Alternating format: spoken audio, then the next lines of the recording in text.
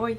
Na videoaula de hoje nós vamos falar sobre o livro Claro Enigma, de Carlos Drummond de Andrade, mais especificamente da parte 6, A Máquina do Mundo. Bom, a parte 6 ela é composta por dois poemas, A Máquina do Mundo, que é o maior poema do livro, e O Relógio do Rosário. O livro Claro Enigma ele foi publicado em 1951. Em 1951 foi uma fase bem pessimista de Carlos Drummond de Andrade e foi o auge do pensamento filosófico existencial. E isso é comprovado quando, nas 6 partes do livro, que são todas compostas por poemas, e elas tratam todas sobre a trajetória nos planos da existência humana. Então eles falam do amor, a memória, o mundo do sonho e do cotidiano, para ele tentar chegar à resposta de um enigma sobre a existência humana e o valor do ser humano dentro do mundo. E é nessa parte 6, na parte 6 do livro que nós estamos falando aqui, que ele tenta dar as respostas para esse enigma que permeou toda a sua caminhada, que é descrita dentro dessas outras 5 partes do livro. Bom, agora a gente vai falar do poema A Máquina do Mundo.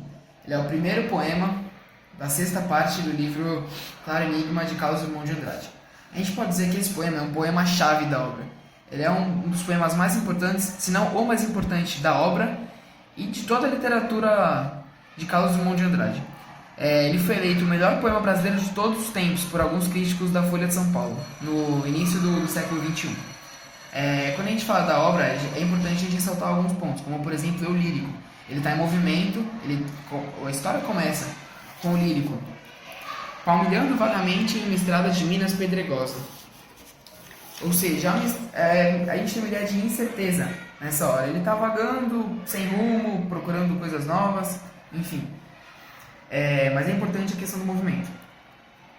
Também é importante a gente ressaltar a estrutura, não só do poema, mas de todo o livro Claro Enigma, porque Carlos Drummond de Andrade ele rompeu com o modernismo.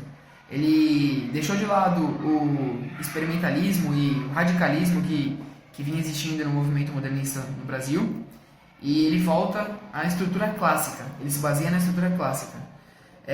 No poema dele é um poema decassílabo, ou seja, cada verso tem 10 sílabas poéticas, e é um poema intersetos, ou seja, estrofes com 3 versos. Aí, como a gente pode ver aqui, cada estrofe tem 3 versos, decassílabos.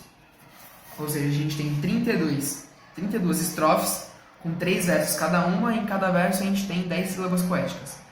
O que nos lembra a Divina Comédia de Dante, que tinha a estrutura semelhante. O que nos dá uma ideia de intertextualidade estrutural entre as obras. Agora a gente vai falar um pouquinho sobre o enredo da história. Tudo começa, como a gente já viu, numa caminhada numa estrada. A gente tem a ideia de incerteza. E aqui a gente pode ver, os verbos eles estão conjugados, ó, e como palmilhasse, aí depois a gente tem se misturasse, as aves pairassem. Os verbos estão conjugados no pretérito imperfeito do subjuntivo, que nos dá uma ideia de incerteza. Até que ele estava caminhando e aparece a máquina do mundo. No momento que aparece a máquina do mundo, a gente já pode ver que o modo verbal muda. Tá aqui, e aí a gente consegue ver, a máquina do mundo se entreabriu. Depois abriu-se majestosa, ou seja, a gente já tem a mudança do modo verbal do subjuntivo para o indicativo.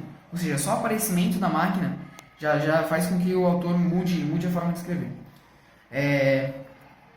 Então a máquina se abre e antes da gente falar da máquina, é bom a gente lembrar da obra Os Lusíadas, que é lá que a gente escutou pela primeira vez a máquina do mundo. No canto 10º, a deusa Tétis presenteia Vasco da Gama com a máquina. Vasco da Gama ele foi presenteado porque ele conseguiu, nas grandes navegações, ele teve um sucesso que quase ninguém teve. Então ele chega na Ilha dos Amores e ele recebe de presente da deusa Tétis a máquina do mundo, que daria para ele as respostas para todas as incertezas e todos os mistérios do mundo. Quando a gente fala de Lusíadas também, a gente também tem que relacionar com a questão do movimento. Ele era um navegador, ou seja, ele descobria novos lugares, e era esse o sucesso dele, vinha com a descoberta de novos locais. Aqui a gente pode ver a imagem de Camões. Então a gente pode concluir que a obra de Carlos Drummond de Andrade é uma relação direta com o canto 10º dos Lusíadas. Voltando aqui para o enredo da obra, a máquina se abre para o eu poético e oferece a resposta para todas as ideias e mistérios do mundo.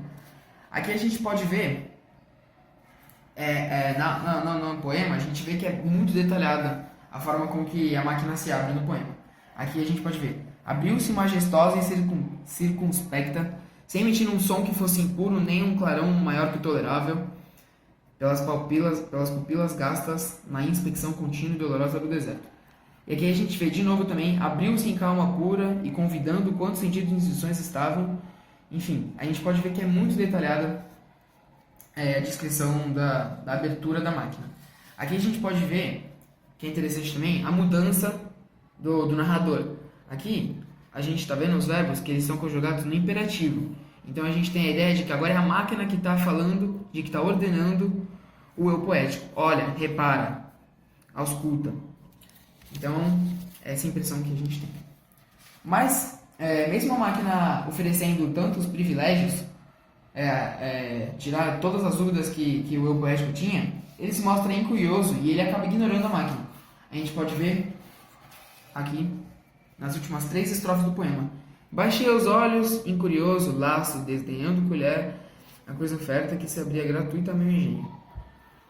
E aí depois ele fala: a treva mais estreita já se pousara sobre a estrada de Minas pedregosa, e a máquina do mundo repelida se foi miudamente recompondo, enquanto eu, avaliando que perdera, seguia vagaroso de mãos pensas. Ou seja, ele ignora a máquina e ele simplesmente continua a sua caminhada.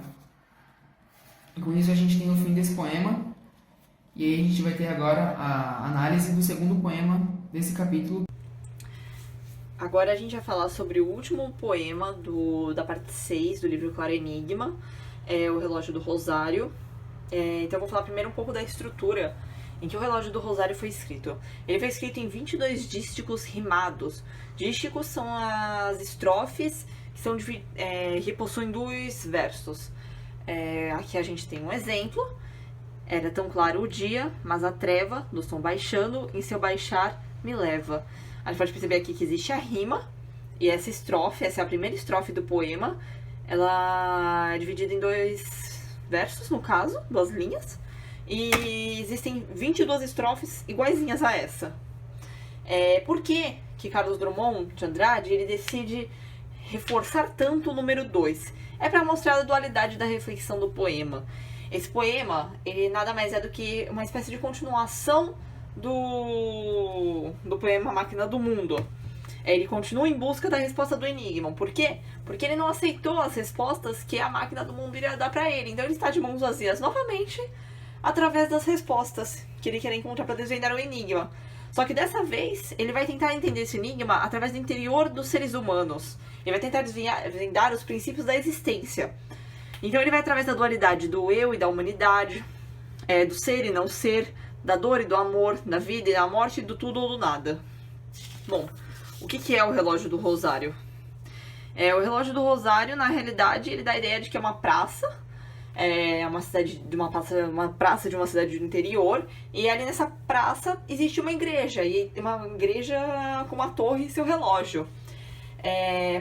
O título do poema ele traz uma referência espacial e temporal.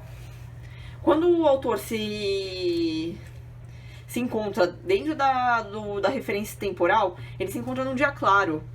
Mas a ideia do relógio é que as batidas do relógio trazem a esse mesmo eu lírico a ideia da treva. Então, a gente pode perceber aqui, logo na nossa primeira estrofe do poema, aqui ó: era tão claro o dia, mas a treva do som baixando, o som no caso das batidas do relógio, em seu baixar me leva. Então, essa dualidade também do dia claro com as trevas que começa o nosso poema. Bom, o poema ele já começou com a escuridão, com a negatividade.